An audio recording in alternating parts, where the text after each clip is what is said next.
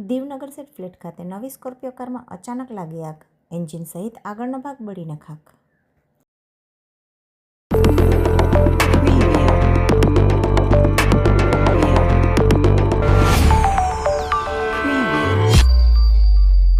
કેન્દ્રશાસિત પ્રદેશ દીવના નગરસેટ ફ્લેટ વિસ્તારમાં આજે વહેલી સવારે આશરે 6 વાગ્યાની આસપાસ એક નવી સ્કોર્પિયો કારમાં અચાનક આગ ભભૂકી ઉઠતા અફરાતફરીનો માહોલ સર્જાયો હતો.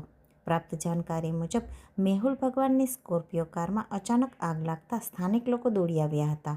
આગ એટલી વિકરાળ હતી કે કારનો એન્જિન તેમજ આગળનો ભાગ બળીને ખાખ થઈ ગયો હતો.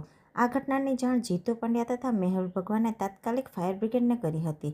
ફાયર બ્રિગેડને જાણ થતાં ફાયર બ્રિગેડની ટીમ તાત્કાલિક ઘટના સ્થળે પહોંચી અને આગ પર કાબૂ મેળવવાની કામગીરી હાથ ધરી હતી.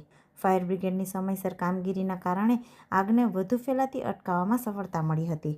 આગ કાબૂમાં આવ્યા બાદ સ્થાનિક લોકોએ રાહતનો શ્વાસ લીધો હતો. આ સ્કોર્પિયો કાર નવી હોવાથી તેનું પાસિંગ પણ હજુ બાકી હોવાનું જાણવા મળ્યું છે. આગ લાગવાનું કારણ શોર્ટ સર્કિટ હોય તેવું લોકો અનુમાન લગાવી રહ્યા છે.